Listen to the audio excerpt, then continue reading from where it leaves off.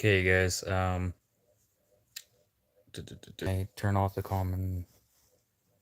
Can I turn that? There we go. Okay, turn the commentary off. Everyone, this is Josh. He's from Ontario. He's a filmmaker.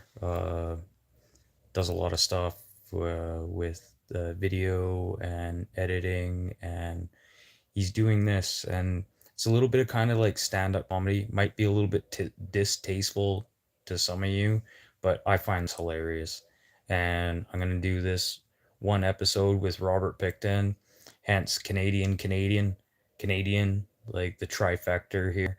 Um, and there's a lot of backstory more to this if you want to look this up after. But I hope you guys enjoy this Picton story from Josh at Breakfast Cereal. Check him out. He's trying to do something different here, and the algorithm isn't working properly. Okay, but welcome to the show. I'm gonna try and be quiet. Morning. Like any pig farmer, Robert Picton liked to rise early and start his morning with a big old cup of Folgers coffee. After, he'd make his way down to the slaughterhouse located on his sprawling property in Port Coquitlam, British Columbia, and fire up his bandsaw. A pork hock here, hooker's arm there.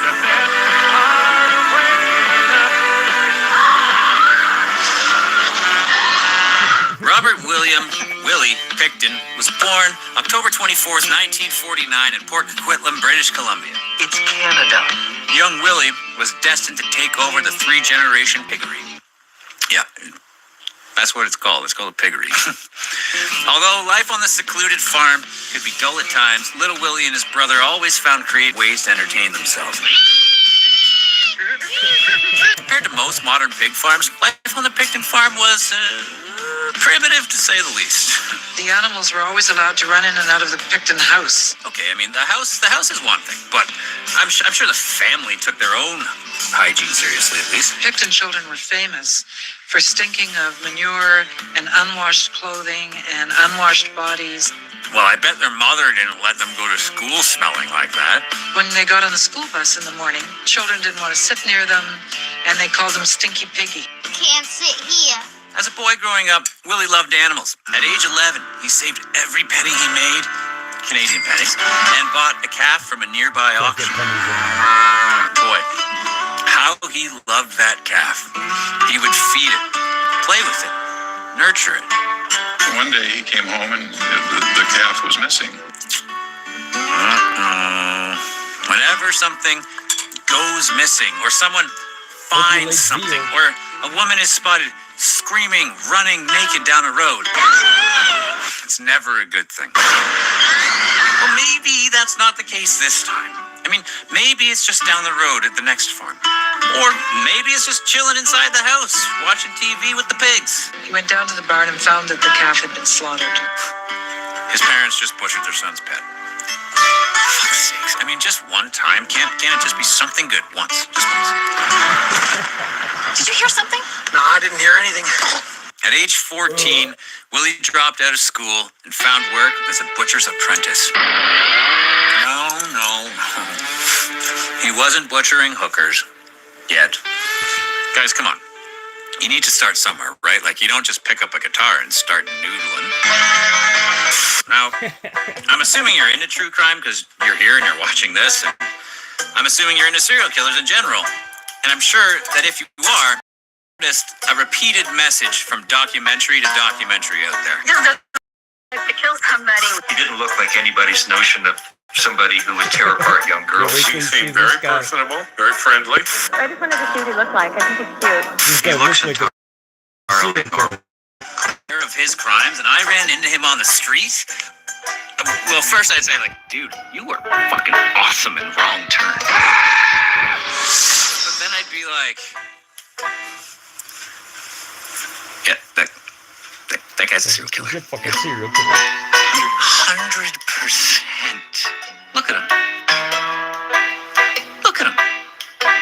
You don't go around looking like that. I mean, either that or he's cosplaying as a mutant from The Hills Have Eyes, or they didn't get the makeup off after that one episode of X-Files or something. I mean, right now, like, I could have gone, you know, morning, and you wouldn't have noticed the difference. Look, bang, bang. Which one? Who? This, that. This, that. Same guy. Now you're thinking to yourself, oh, wait, which box did Josh even use in the intro? Did he use that box? Should I go back and look? Yeah, go ahead. Go have a look. Anyways, we're getting a little bit off track here. The point is, Willie Picton was an ugly fucking dude, okay? It was like he was trying his absolute hardest to pull off the stereotypical serial killer look. You one ugly motherfucker. By the time he started killing, he had the whole package. Let's see, what do we got? This doesn't feel bingo-like, right? I mean, come on. We need some, yeah, let's go. Coffee, beauty, thank you. Donut, there we go. This, I guess. I guess I should probably have some Newport menthols going here, but I quit smoking like 2 years ago, and honestly, I'm not pulling them out even for a gag like this. I do have a bingo dabber. Let's see, what do we got? Oh, slaughterhouse.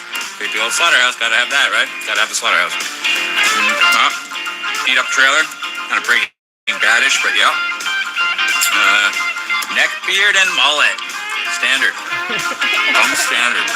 And of course, let's not forget, there it is. Beat up digital pickup truck.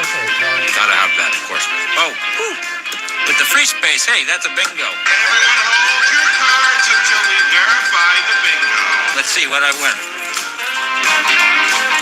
All you can eat hooker ribs at Piggy Palace Good Time. What is it? The fuck is that? Unfortunately, we can only show you the outside of Porky's, because what goes on inside is not to be believed. Yeah, it turns out that the smelly 14-year-old dropout from the sticks became a fucking millionaire. Willie and his brother sold the north end of the family farm for over 2.2 million Canadian dollars. So, what's the first thing they did? They opened a fucking kick-ass country western bar, that's what. Yeah, Willie would head down to the East Vancouver Strip, pick up some crack, some ladies, bring them on down to Piggy's Palace for a pig roast. No, I am not making that up. There was always a pig on a spit, just rotating over a fire. Bunch of men who probably took turns to fuck the pig before they roasted it. Here's how a longshoreman who wishes to remain anonymous described the vibe at Piggy's Palace. It was wild. People were doing drugs and eating roast pig. I was about to eat the pig, but when I saw Robert Picton tearing it apart with his hands, I decided not to. His hands were dirty. Yeah, I bet they were. But, good move, longshoreman, because the pigs that he was butchering, roasting, and serving to partygoers, they came from his farm.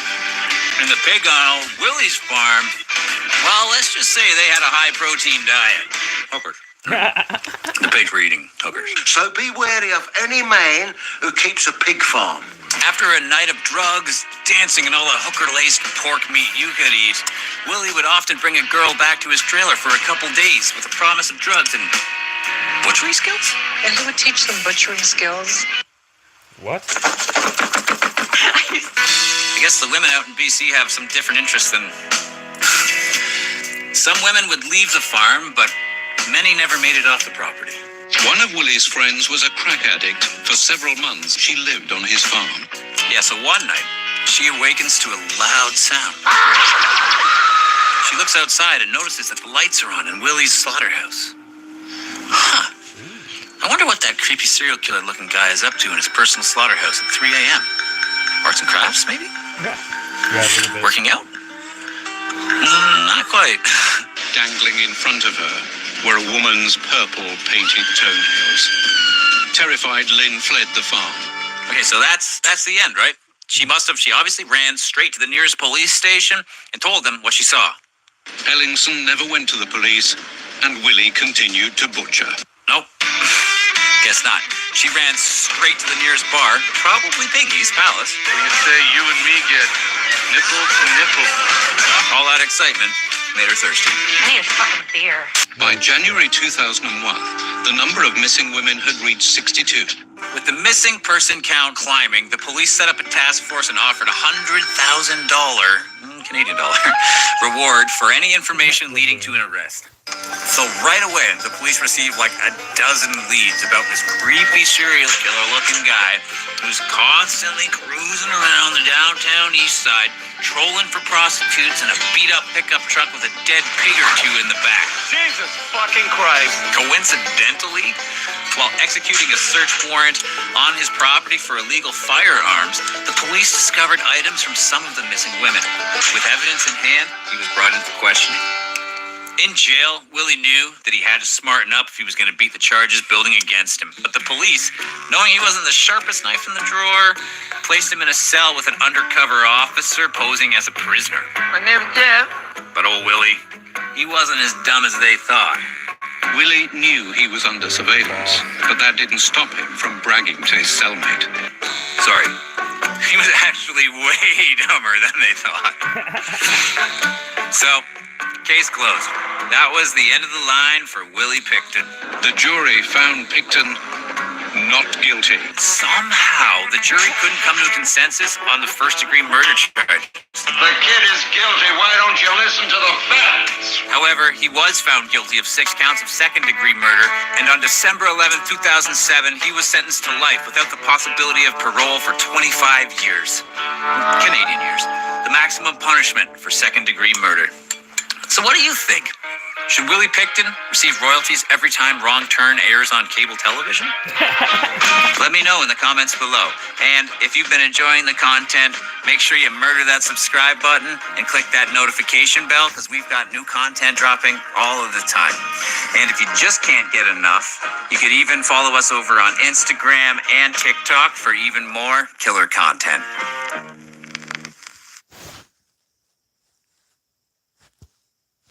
Our calling was to build. I'm gonna veto. Okay, so that's Josh, and just a heads up with Picton, he was just recently killed. Another inmate with a broken broomstick handle stabbed him in the skull into his brain, killing him, and now he's dead. I don't know why they wasted government funding to help save that piece of shit. But they tried to keep him as alive as long as possible. I think he survived 3 days, but he was brain dead. But you know what? He was brain dead already. Boom, boom. But I hope you guys all, please go check out Josh at Breakfast Cereal. All he does is talk about serial killers, and it's like comedy and a little bit of history and stuff. And I love history. It's not just about serial killers, it's just history. Like it helps you learn how people are. Like I don't want to say I'm a psychologist, but I've dealt with every type of people, and it's scary sometimes, but yeah, you shouldn't be a sheltered child or a sheltered mind. You should always keep your mind open, because just like these people, maybe one day your voice will be heard and these people will be caught that aren't getting caught right now. I don't want to say be a narc, but if weird stuff's happening around you, speak up. Speak up.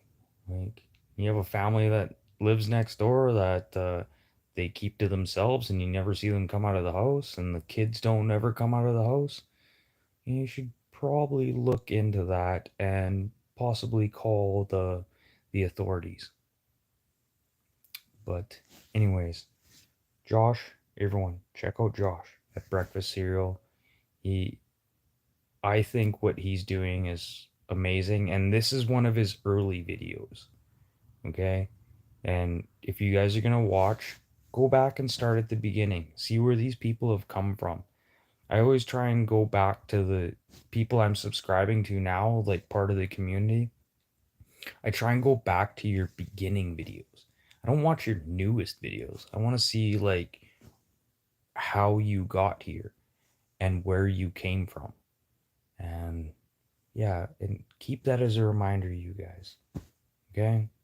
But I love you all. I'm out of here.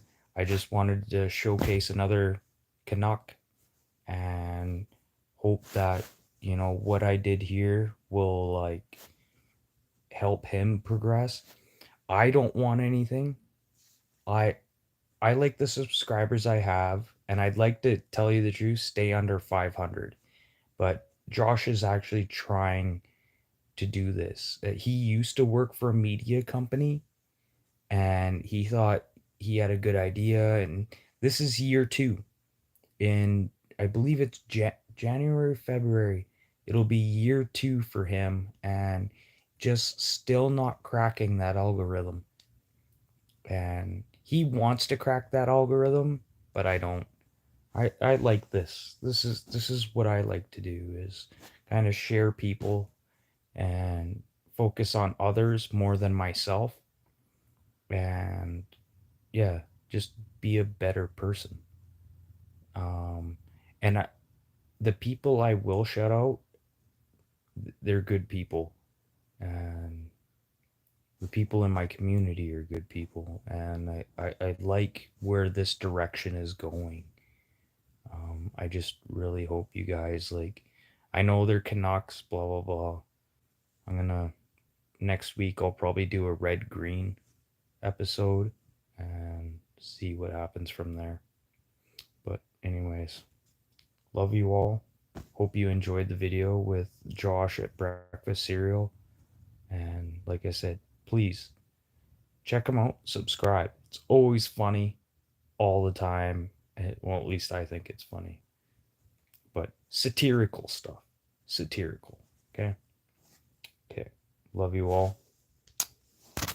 Nighty night.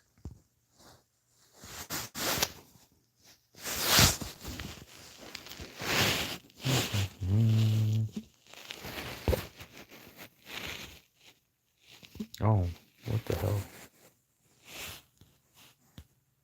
This is how I get gas in my lifted. Oh, I don't care about that. I'm trying to get out of here now. What the hell? Everything's all messed up now.